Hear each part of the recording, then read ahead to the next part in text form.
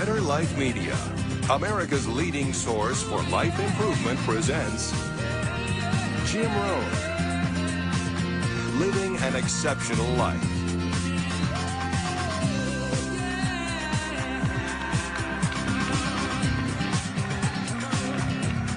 Hey, thank you. How's everybody? Nice to see you. Thanks for coming today. I appreciate it very much, and I'm just delighted to be here. How many of you have never seen me before? This is your first time. Wow, everybody. I keep thinking I'm famous, but I guess, that settles that. Anyway, nice to see you. I've got some interesting ideas to share with you. If you're ready, say I'm ready. And if you'll take some good notes, I got some lists for you to make that you can take home with you and ponder at later times. Some of the things I want to share with you. I was raised in southwest Idaho. My parents gave me an incredibly excellent start in my life, which I appreciated very much. But I quit school at age 19, unfortunately. My reasoning was, I'm smart enough to get a job. How much smarter do you need to be? And with that shallow thinking, I quit school, age 19, and got a job, went to work. A little while later, got married, started a little family, and I'm struggling and, trying to do my best. But it seems like each year I'm falling just a little bit further behind. Finally, age 25. The climax of my sort of, weariness with where I was, not doing as well as I thought I should. I hear a knock on my door, and I happen to be home alone. When I opened the door, there was a little Girl Scout about this tall selling Girl Scout cookies. And she gave me the finest sales presentation I've ever heard. Girl Scouts around the world, no better organization. And we've got these cookies, only $2, several flavors. And with a big smile, she very politely asked me to buy. No problem, I wanted to buy.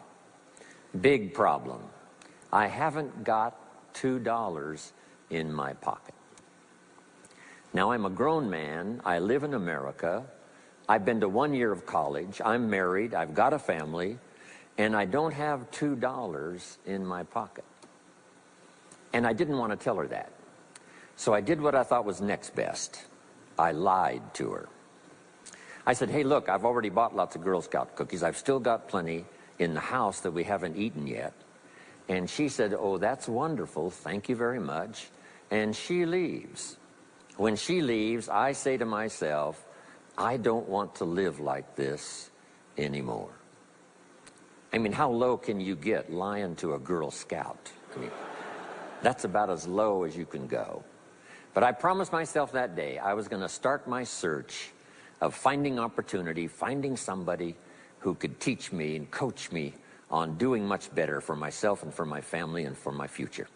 And shortly after that, I met a most extraordinary man, very wealthy, but a friend of mine said, you got to meet this man. He's rich, but he's easy to talk to. He's got a unique philosophy of business and life. And the more he told me about this man, the more I said, I've got to meet this guy. And shortly after that, I had a chance to meet him. Sure enough, when I met him, I was impressed. Obviously, he was rich, but he was friendly and easy to talk to. And I said to myself, if I could just get around someone like him, and if he would coach me, I would be willing to learn anything. I'd love to be like him. Well, my good fortune was he invited me to join his company, and over the next 5 years, my dream came true. He coached me and taught me how to turn my life from pennies to fortune. And he's not alive anymore, but I'd like to pay tribute to him one more time, Mr. Earl Schoaf, for the dramatic impact he had on my life, especially during that 5-year period. And so my whole life turned around. I made my fortune by the time I was 32, starting at age 25. And some of the ideas that I want to share with you today came from that 5-year experience.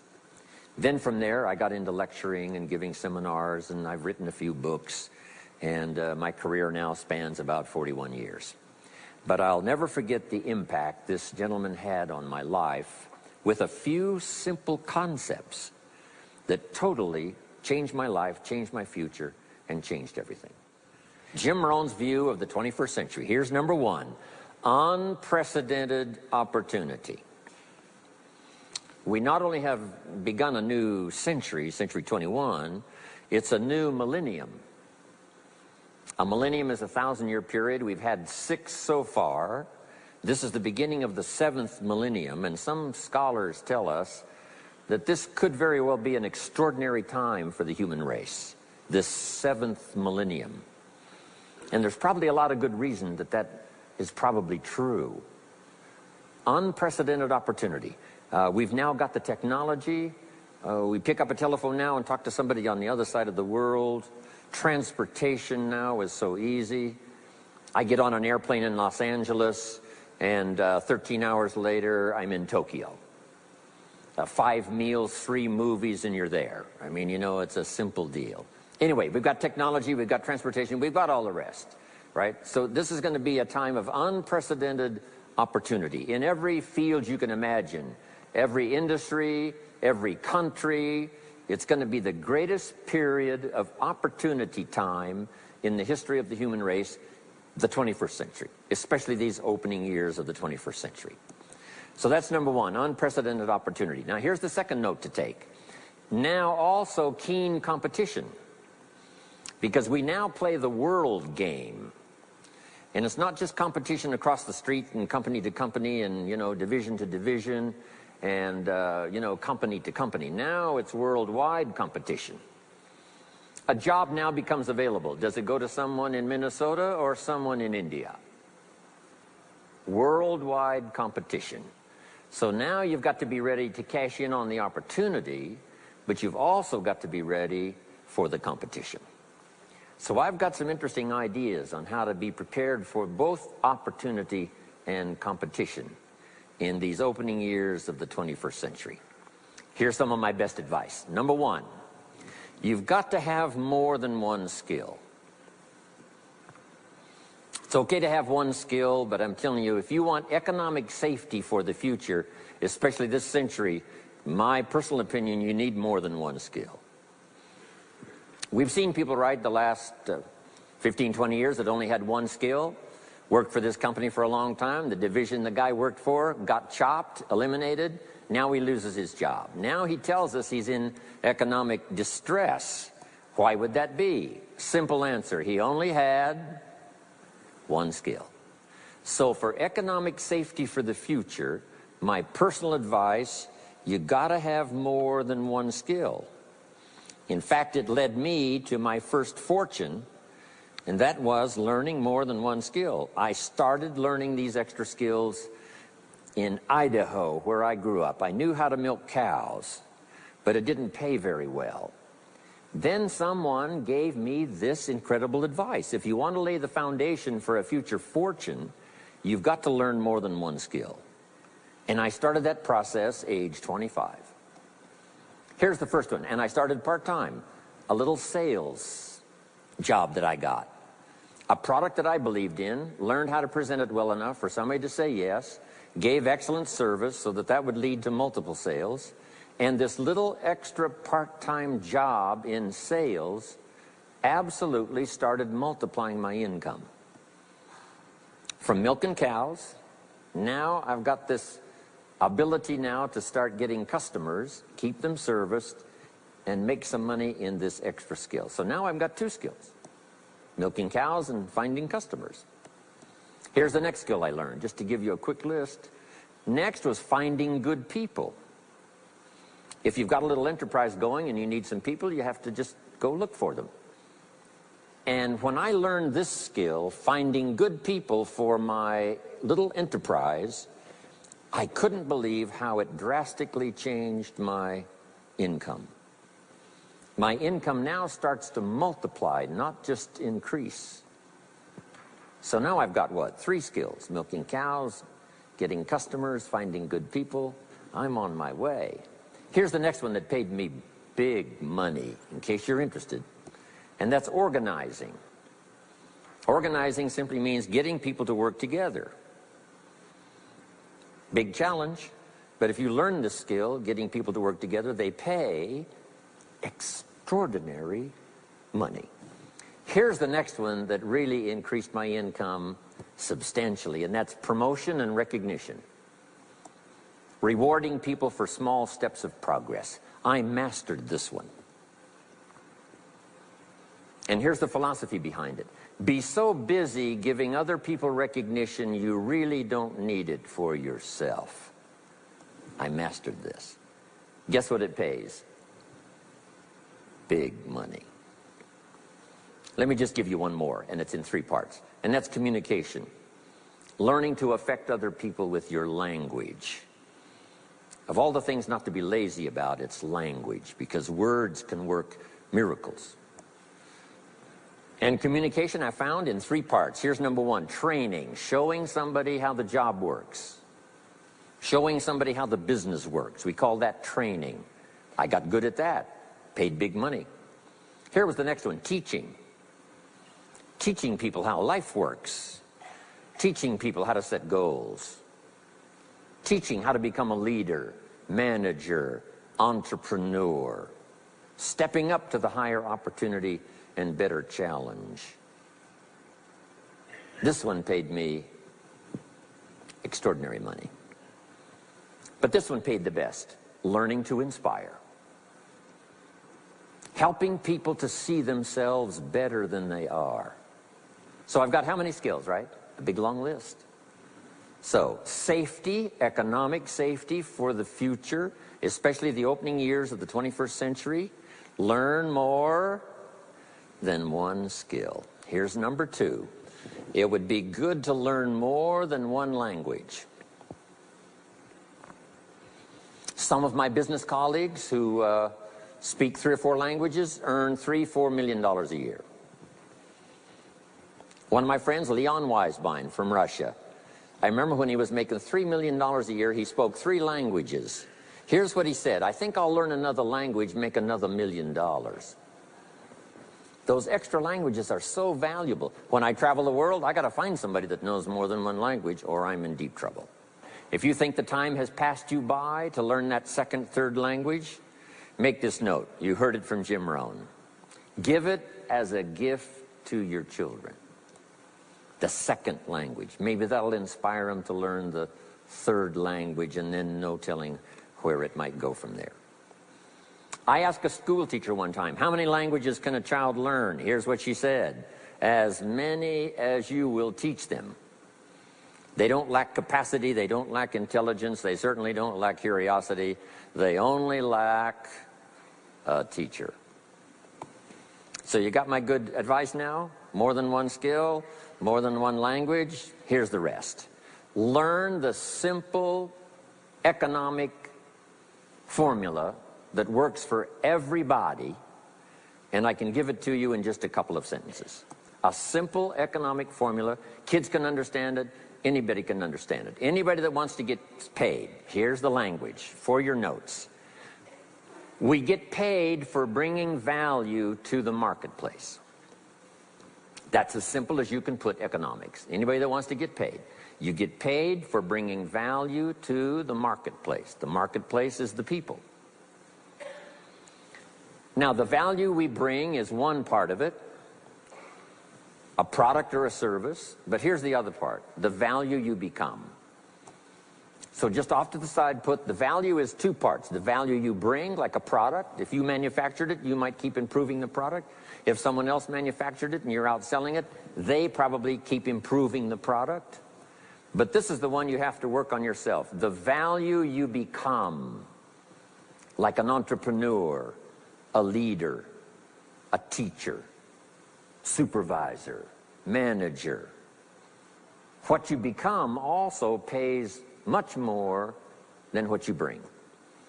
Once I understood that, then here's what my mentor said. Go to work on yourself harder than you work on your job. If you work hard on your job, you can make a living. Then, he said, if you work hard on yourself, you could make a fortune. So I worked hard on my job and made a living, but I learned, starting with those extra hours per week, learning these extra skills, I started working on myself. And here's a philosophical phrase everybody should take home. Here it is. Success is something you attract by becoming an attractive person. Success is not something you pursue. It's what you attract by becoming attractive. By becoming attractive to the marketplace. What would do that? Multiple skills, multiple languages, and then some of the things I'm going to talk about the rest of the seminar. So, now what else would help you to be attractive to the marketplace besides more than one skill and more than one languages? I've divided it into five simple, basic fundamentals of ideas to ponder and think about that will increase your value to the marketplace. Could perhaps, like it did for me, multiply your income by 2, and then multiply it by 3, and then multiply your income by 4, and then by 5. And once you get there, it's not that difficult to multiply it by 10, because all you have to do is make sure you become more valuable and more valuable and more valuable. You don't have to work on the economy, because here's the first note. Each person's income is determined primarily by their philosophy, not by the economy. Once I understood that, then I said, well, I don't have to go to work on the economy. And the answer was no. You only have to go to work on yourself to make yourself more valuable. So now here's 5 things I want to share with you. And the first one is your personal philosophy. What could get you more prepared and ready for cashing in on the opportunity of the 21st century? And here's the first one, personal philosophy. Your personal philosophy is like a guidance system that helps you make decisions what to do, what not to do. From the information you get and what you learn and what you know, we decide. Maybe your philosophy would have been 5 years ago never to attend seminars like this. You just didn't go. Now 5 years later, here you are. Something happened along the way to change your mindset, saying, hey, for the money and the time, if I just get one good idea and walk away, it certainly is worth the money and the time. So now that little amendment in your philosophy, you now say, I'm going to regularly go, because it doesn't take but a few ideas to make a great difference in your income, personal life, social life, and all the rest. So now you know that's valuable. A change of mind, a change of idea. So that's what personal philosophy is all about. The more we learn, the more we know, the better we're able to make better decisions about 2 major things. Your philosophical guidance system does 2 things. For your notes, number 1, helps you to see the dangers on one side, so you can avoid those. But here's what else your guidance system does. Personal philosophy helps you to see the opportunities on the other side, so that you can expand those, maximize those. And here's what that's called. The game of life is to minimize the dangers and maximize the opportunities. And the more we know and the more we learn, the more experience we gather in sessions like this, from the sermon on Sunday morning to the books we read and all the rest, helps us to keep continually adjusting our philosophical guidance system so that we minimize more dangers, maximize more opportunities. That's really the game of life. I couldn't put it much more simply. So number 1, we're affected by what we know. Now, how do we know more things and learn more things that'll help us readjust our thinking so we can avoid the dangers, maximize the opportunities? Here's number 1, learn from personal experience. One way to learn to do something right is what? First do it wrong, right? Mess up, and then you say, wow, that was costly. I'm never going to do that again. So one way to learn to do it right, first do it wrong. Sometimes a negative experience turns out finally to be positive. They say if you survive your first heart attack, you may now live to be a very old person. Why is that? Well, that first heart attack, if you survived it, is called a wake-up call. And maybe the doctor said, one more of these and you're history. And you said, wow. And you make it for the health food store.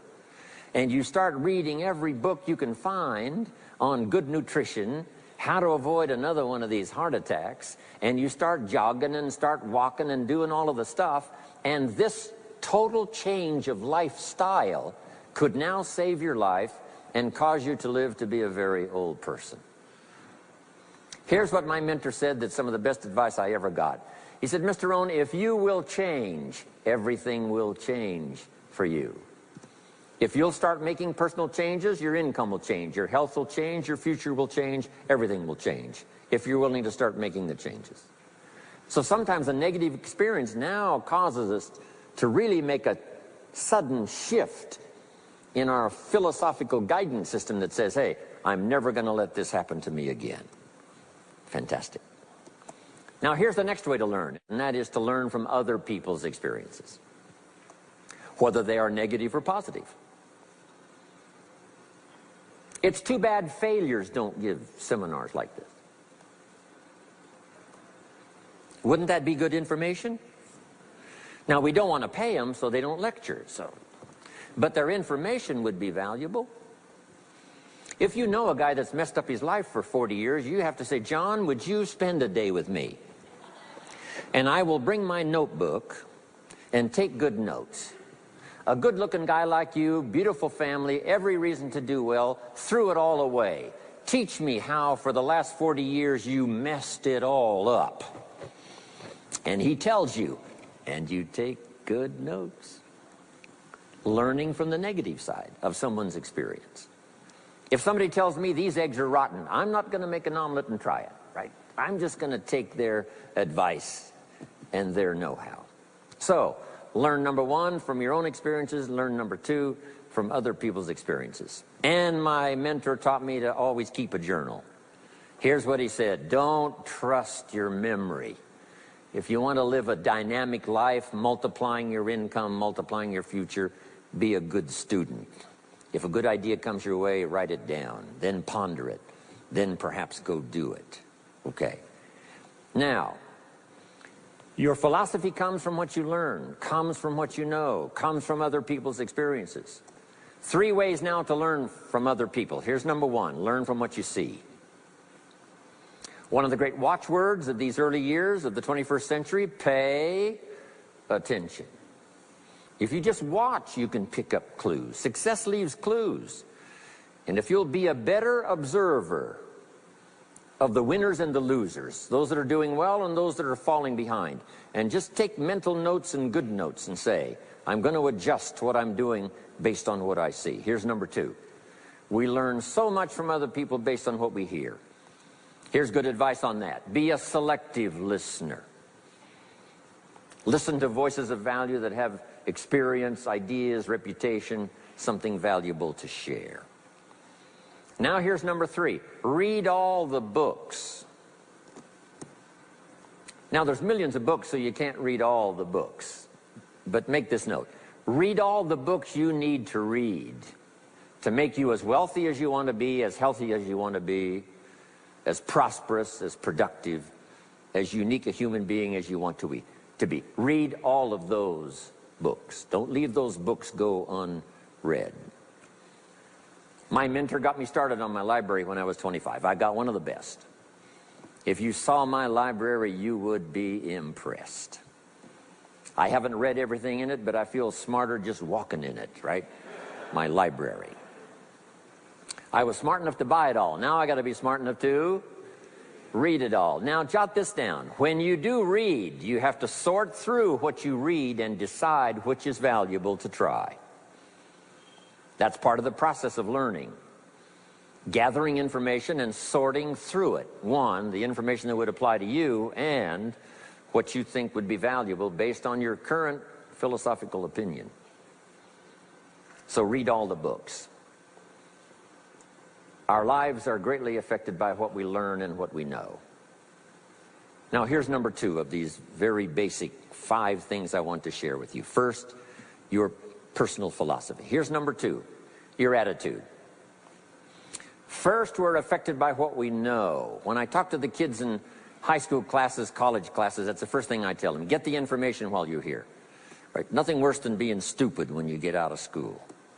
So get the information. Being broke is bad, but being stupid is what's really bad. And what's really, really bad is being broke and stupid. Nothing much worse than that, unless you're sick. Right? Sick, broke, and stupid. That's about as far as you can fall unless you're ugly, right?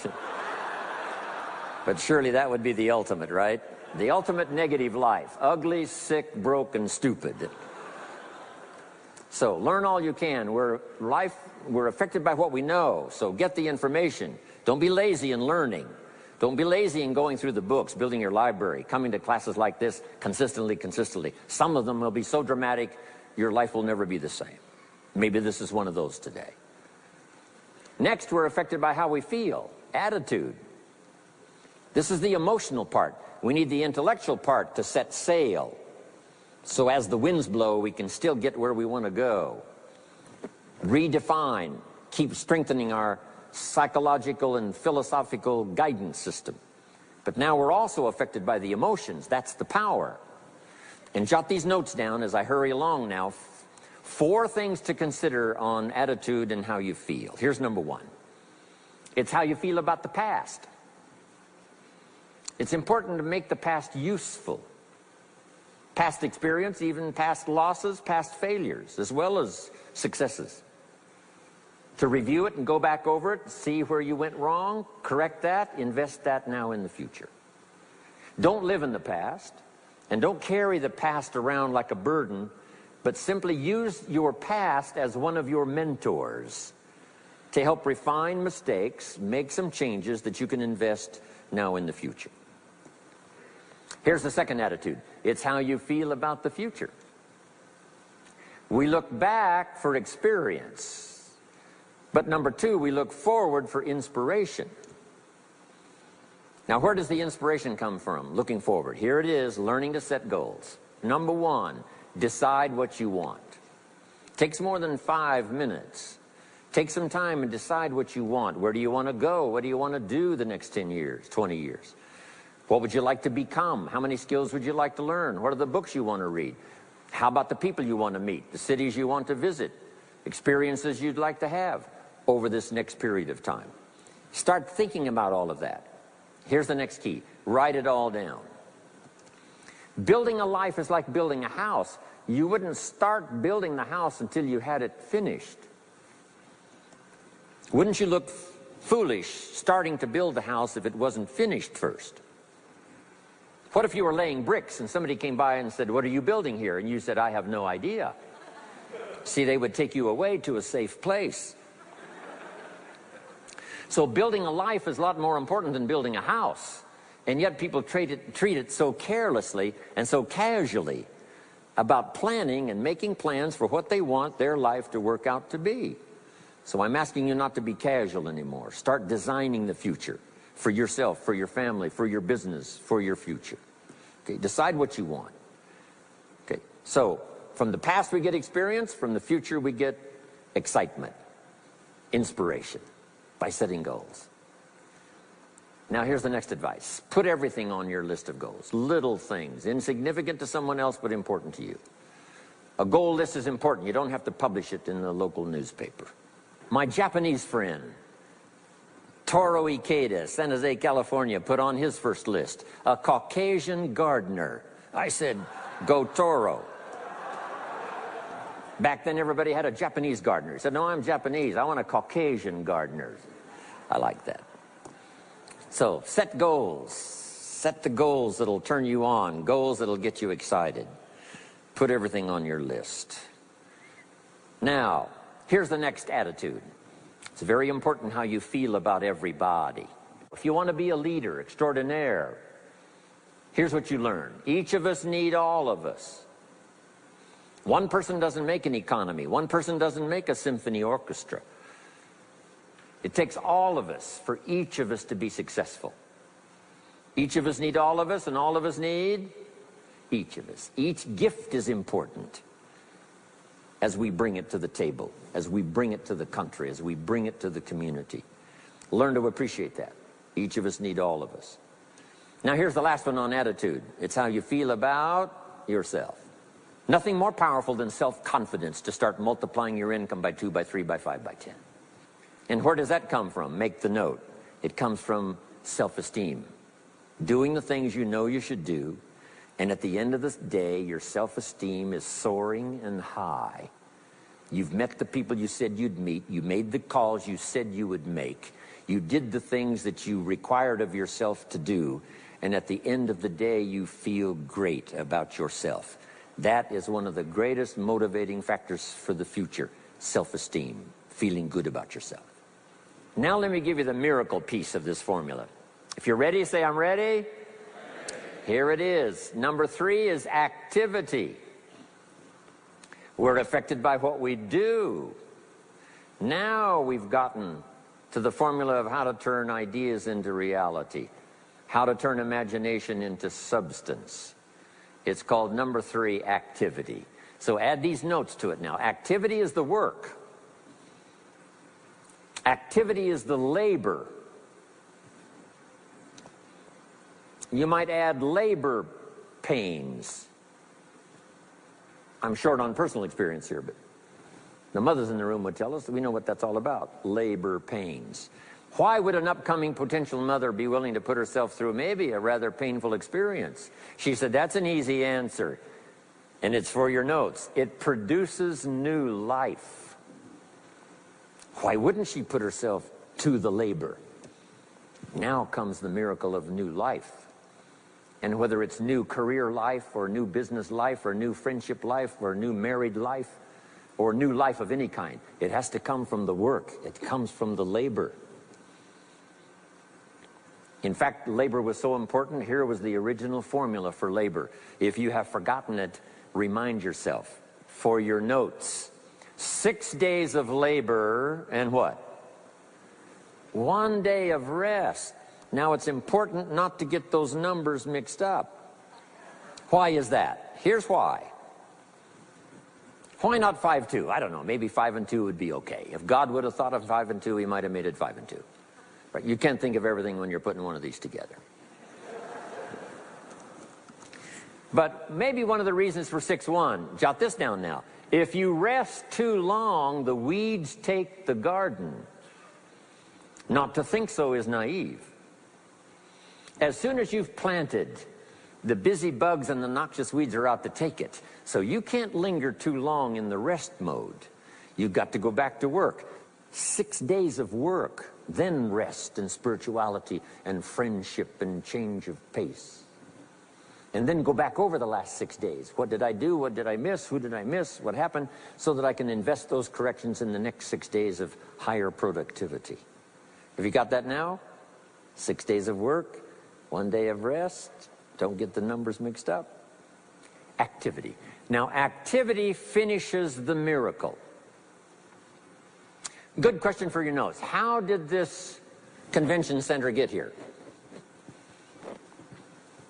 Let me give you the steps. Number 1, somebody saw it while the property was vacant. You say, well, how could you see a convention center if it isn't here? It's the only way it will be here. And somebody has to see it so clearly they can draw a picture of it, saying, this is the convention center. You say, no, it isn't there. They say, yes, this is the convention center. The artist's rendering shows you a picture of what isn't there. That's the beginning of imagination. So to turn nothing into something, here's what you do. Imagine the possibilities. That's why we recommend testimonials for someone to say, hey, I started with pennies and I made a fortune. And when they finish, sometimes they say something like this, if I can do it, what? You can do it. And we start imagining the possibilities. Here's number 2, have faith to believe that some of them are possible for you. And both imagination and faith are powerful forces, but we still don't have a hotel. We still don't have a house. Even though those are powerful forces, it is the beginning. Now, imagination and faith must be deposited in activity or it is wasted. But the finishing touch of the miracle process is now, go to work. Go to work and build a better career. Go to work and build good health. You can't have good health without the work. When did we start hearing that phrase? No pain, what? No gain. You got to do the work. You can read all the books until you're wise. You can have faith and believe until it is extraordinary. But now you must go to work. And if you'll learn to appreciate the work that produces the miracle of good health, the miracle of a career, the miracle of a relationship, the miracle of a fortune. Only humans now can do this. The birds of the field can't do it. No other life form can imagine and create something from nothing. Have faith and then build it and make it real. Only humans. It's an extraordinary gift. Depends on how often you use it.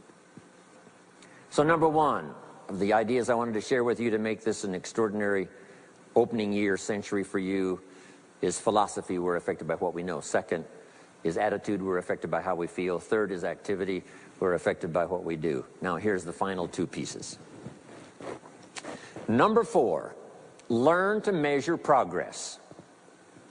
Once you've set up a project now, you want to turn nothing into something, now you must measure your progress. How are you doing? Here's how we teach it to our children. Life expects us to make measurable progress in reasonable time. Measurable progress in reasonable time. That is the game of life. So part of it is not just to set up the proposed project, but as we start working on it, we start measuring how we're doing. Now first, what is reasonable time? You can't ask someone every 5 minutes, how are you doing now? See, that's too soon. Guy says, I haven't left the building yet. Give me a break. Now, we can't wait 5 years. That's too long. So there's reasonable time. So make this note now. What is reasonable time? One, at the end of the day. A conversation a father should have with his daughter today, because the magic is there. If he waits till tomorrow, the magic may be gone. Today. Next is a week. Make that note. Usually, we get paid by the week. Somebody adds up our value to the marketplace, out comes the check. The next week, somebody adds up our value to the marketplace, out comes the check. What I learned to do is to change my value to the marketplace so the check kept getting bigger and bigger and bigger. I didn't have to change the economy, I only had to change myself. Measure your own progress. Success is a numbers game. We demand it of our children. How many years do you want your child to spend in 4th grade? Approximately. About 1 year, right? You say, well, if they're nice kids, would you give them 3 or 4 years? You say, no. This is not a nice game. This is getting ready for the future. This is getting ready for the challenges and the opportunities. You can't linger in 1 grade more than 1 year. Now make this note. The same should go for us as adults. Don't linger more than 1 year in 1 grade of learning. Adult, management, entrepreneurship, leaderships of all kind. Keep up the pace of learning. Okay. The numbers. Measure. Count. Now here's the key. Face the truth. If you're only making this much progress, you know, there's no use trying to kid the world, no use trying to kid anybody else, and especially don't kid yourself. If in a period of time you've only made so much progress, you just got to swallow hard and say, this is the truth. I've got to face it. Now, what could I do to start increasing my progress and make my health better, make my income better, make my investments better, make my value to the marketplace much better, get busy learning the second skill and the third skill and the next language and the next language to increase my value. I got to get busy and do that. See if you will do that. I promise you, one of the greatest motivating factors in the world is progress. And if you'll measure it, you'll get excited. Now here's number 5 of the 5 major things I wanted to share with you to make these opening years of the 21st century really pay off for you. And here's the word, lifestyle. Learning to live well, because the ultimate essence of life is not a Ferrari. The ultimate essence is not a home. The ultimate essence is not a bank account. It's not $1 million. It's not a fortune. Here it is. The ultimate essence of life is learning to live a good life. That's the key. Whether you have modest resources or whether you have mega millions, either way, the real key is learning to live a good life. And so in my closing 5 minutes, let me give you what I think is a good list. Now, this is the short list. In other presentations, I cover a longer list, but this is called Jim Rohn's short list for living the good life. Here it is. Number 1, productivity. You really won't be that happy if you don't produce. And here's the next bit of advice on that. Produce to the max if you possibly can. To produce a little is okay. To produce enough is okay. To produce some to get by is all right.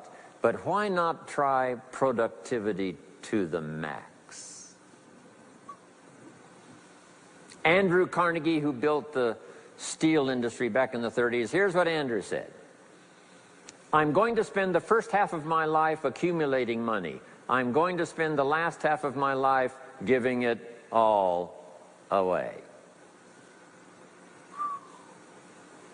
He got so inspired by that goal that the first half of his life he accumulated $400 million, which back in the 30s was a lot of money. A mega fortune. Guess what he did the last half of his life? He gave it all away.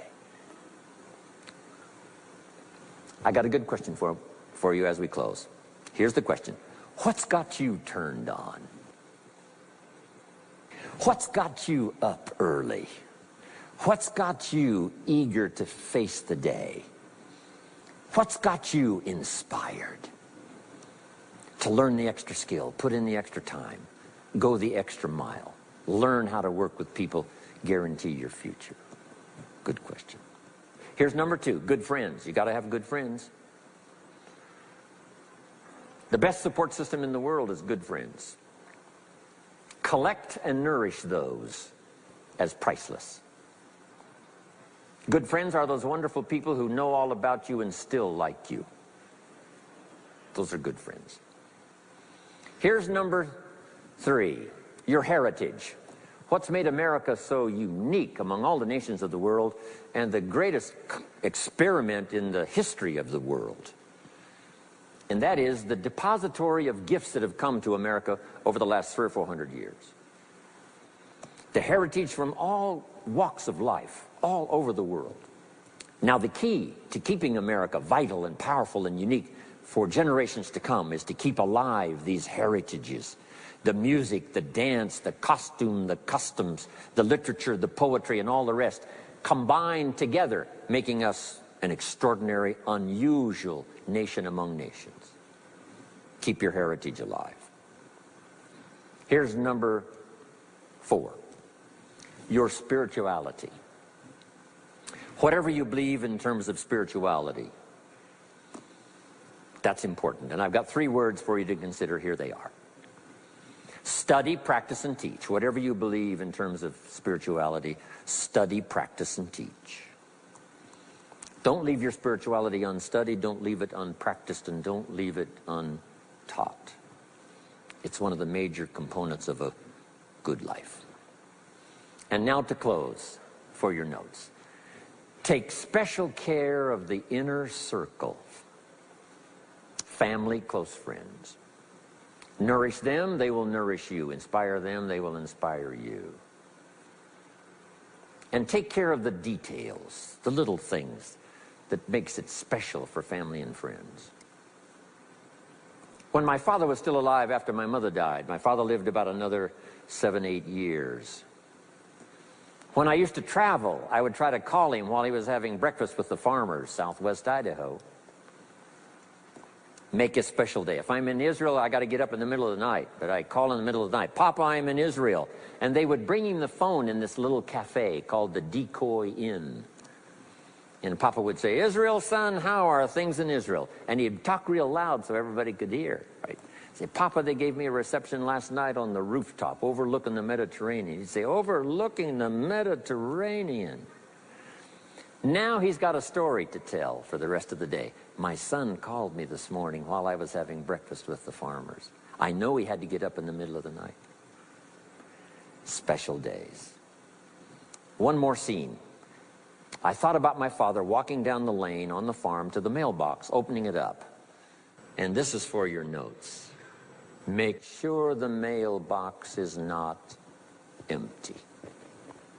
My father lived to be 93. What kind of an experience would that be for a day? Age 93, open the mailbox and it's empty. Even if it's just a postcard, make sure the mailbox is not empty. The details, the inner circle. And now here's the last. Maybe, just maybe, some of the things I've shared with you have been seeds that have fallen on your consciousness at the right time. And then if it turns into something valuable for you in the future, that will be well worth my coming, being away from my grandchildren and my children for a little while, to come and deposit the best of my experience with all of you today. Thank you very much. God bless. We hope you've enjoyed this special presentation of Jim Rohn's Living an Exceptional Life. If you'd like to own a copy of this program or any of Better Life Media's programs, please visit our website at betterlifemedia.com, where you'll find all types of valuable life improvement information.